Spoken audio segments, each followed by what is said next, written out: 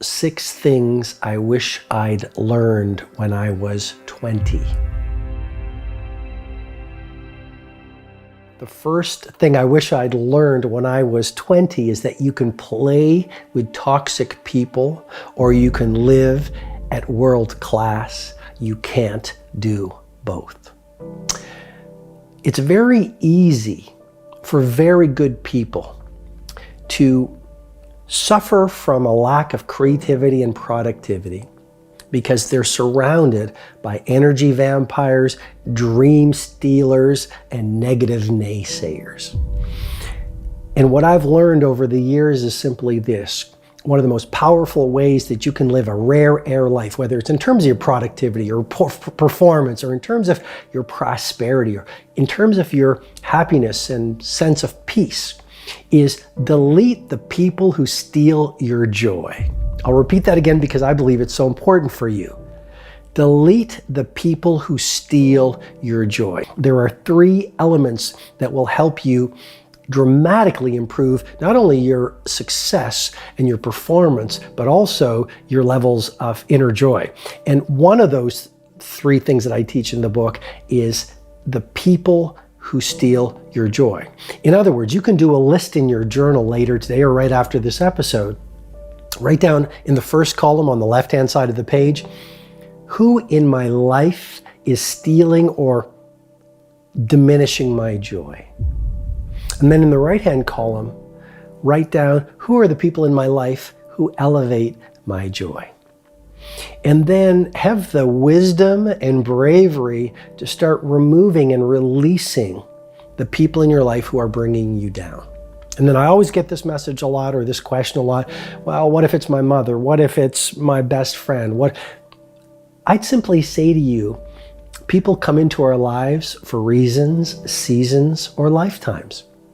And one of the ways you can tell a victim in action is they give away their power to other people. You have a lot more power than you may be exercising in awareness. And you have the power to let go of people, even if it's a family member. Or you could say it's going to be selective association. Rather than talking to them every day, I'm going to speak with them once a week or see them once a month. Or you can never see them again. You can see them less often. It might be in between. But you have the power to do what feels right to you. The larger point is simply this. The first thing I wish I'd learned when I was 20 is you can be around energy vampires or you can change the world. You don't get to do both. The second thing I wish I'd learned when I was 20 is that everything that happens to you is for your growth. A bad day for the ego is a great day for the soul. So the ego might be saying, oh, that was terrible. That was a tragedy. That was a difficult meeting. That was a hard moment. That's just your ego chattering. And your ego is really the voice of your fear. You want to become much more aware, not of your ego, but of your higher self, that primal genius, that native hero that lurks at your core under the layers of fear, doubt, and disbelief. And the more you start to get to know your bravest, strongest, truest self, and the more you stand in your true power versus your fake power, the more you're going to realize everything that happens to you, whether it's been a tragedy, a subtle adversity, is for your growth. Therefore, it's all good. You know, what I'd offer to you is simply this. Don't be a resentment collector. It's a term maybe you've never heard from me before. Be not a resentment collector. A lot of people, what they do is, it's all about being positive. It's all about everything being in the sunshine. Well, that's not really a true life. As a matter of fact, if you want to be a legendary leader, you've got to go through a lot of suffering. You've got to be knocked down and then be willing to continue. You're going to be laughed at and you're going to be ridiculed. You're going to face self-doubt. You're going to be exhausted at times. You're going to face all sorts of challenges if you want to get to your Mount Everest. And if you're listening to the ego as well as the dominant messaging of our culture, which is everything needs to be happy and sunshine and puppies and roses and rainbows and butterflies, then you are going to miss one of the key insights I wish I learned at 20, which is everything that happens to you is good. Everything that happens to you is for your growth. Everything that happens to you is designed to help you burn away your ego and build more fluency and intimacy with your authenticity. What do I mean by that? I really think it's the times of suffering that make you great. We all, as we go through life, have our Robin Island seasons. And I'm encouraging you in this episode to develop an appreciation of not only adversity, but maybe even a love of tragedy. And I would simply say, imagine how brave you will be if you are detached from all outcomes. Whether it's a tragedy, whether it's a victory, you still feel joyful, powerful, and peaceful. That is where the legends play. That is the place you want to get to. Detachment. Literally, you let everything go. One of the things I also wish that, and this is not one of the 6, but I wish when I was 20, I'd learned the power of letting go. Letting go of trivialities, letting go of, things that are not really that big. But point number 2 is really this. You want to remember that everything that happens to you is for your growth. And if it's for your growth, and if the difficult things make you stronger, wiser, more relatable, more authentic, more loving, tougher, more creative, well, then that's good. Why would you resist it? Why not befriend it? The third thing I wish I'd learned when I was 20 years old. This is not going to surprise you. When you own your morning, you'll elevate your life.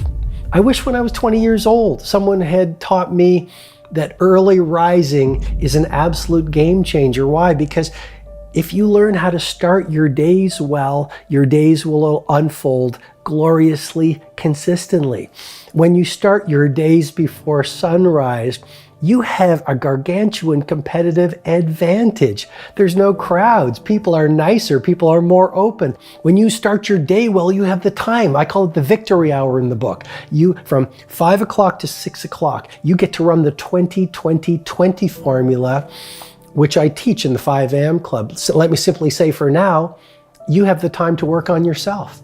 You have the time to work on your heart set, to develop your mindset, to exercise, whether it's doing planks or running on a treadmill, or maybe it's soul cycle. I don't know, but you get to work on your heart set. You get the time, early rising, to work on your soul set, where you can connect with your cause and connect with your mission and detect your values and build yourself into that hero and brave warrior, so that when you go out in the world at 6 a.m. and you feel fundamentally different, you're full of true power, you're full of clarity on what you need to achieve during the day, you've got this intimacy with who you truly are, so you can stand steadfast in the turbulence that every day might bring. You have more energy, you have more joyfulness, you're connected with this peace. Peace is really important to leadership and exponential productivity. When you are peaceful, grounded, focused versus diffused and scattered, there's a term called digital dementia. A lot of us are suffering from digital dementia because of all the devices and technology. We're not focused and grounded. So of course we're not going to be at our creative and productive best. So the third thing I wish I'd learned when I was 20 years old is the value of wiring in the lifetime habit of rising before the sun. That's why people meditate at 5 a.m. Because the mind has rested through the night, so it's more pure and available for new learning and growth. The heart is more open at 5 a.m. So you can do that deep heart set work to release the lower toxic emotions and to optimize your gratitude, joyfulness, inner majesty. And so I wish I knew that at 20. There is a difference between being busy, and genuine productivity. Please don't confuse movement with getting real things done. As a matter of fact, the billionaires that I coach and the titans of industry that I advise, they all have one thing in common. they really don't work super hard. They are much more interested in quality work than busy work. We live in a world where a lot of people are running around being busy. They're doing too many meetings. They're available for every phone call. They're always checking their technology. They never get lost. They're masters of yes versus magicians of no. And so their lives become very complicated. And yet the true superstars that I've worked with, they're much less interested in complexity and they're much more invested in simplicity. They do a few things in their professional life staggeringly well. They build a great team. They structure a great lifestyle so they have time to mountain bike and they have time to be with their family and they have time to read and they have time to go to museums and all of those other things that make you more creative and more productive in business. So the fourth thing I've learned that I wish I'd learned when I was 20 years old is please don't mistake being busy with being productive. My encouragement is be a purist versus a generalist. Fifth thing I wish I'd learned when I was 20 years old is this, that it doesn't matter what other people are doing. All that matters is who you're becoming and how far you've traveled. So I understand a lot of us have a herd mentality.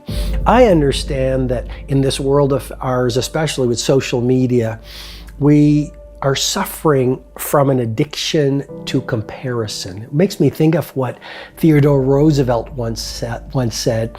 He said, "Comparison is the thief of joy." I'll repeat that again because it's such a valuable idea, to me at least.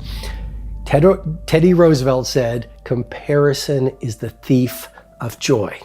And real leadership is not about followership, it's about leadership. In other words, you can follow the crowd, do what everyone's doing, think the majority thinking, operate the way everyone is operating, or you can run your own race,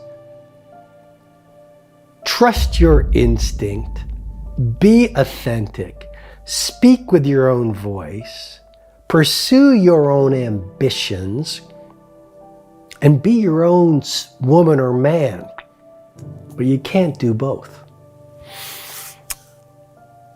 And yes, when you don't follow the crowd and when it doesn't matter to you what others are thinking and doing, you're going to be a freak. I'd simply offer you an insight. Hopefully it'll put a smile on your face, which is everyone seems normal until you get to know them. And so yes, the outside might call you a freak or weird or eccentric, but what's more powerful than being true to yourself? Shakespeare said it really well. He said, "To thine own self be true." And as I suggested, I wish I'd known when I was 20 years old, forget about what other people are doing and how they're thinking, forget about how they're living. You know, the majority of people are full of exhaustion and the majority of people are addicted to distraction and many people are depleted and disappointed and many people have resigned themselves to average. So why would you follow what most people are doing? As a matter of fact, I think a great formula for world class is look at what most people are doing and go in the opposite direction. And all that really matters is who are you becoming and how far you've traveled. As human beings, it's really easy to beat ourselves up because we're not at our mountaintop. Well, that's the journey and process of world class. It's a lifetime pursuit. And you want to make the time to celebrate how far you've come in terms of your personal growth, in terms of your craft, in terms of your impact on other people and in person, and in terms of the lifestyle that you've created. And the sixth and final thing I wish I learned when I was 20 years old is that the most loving person in the room wins.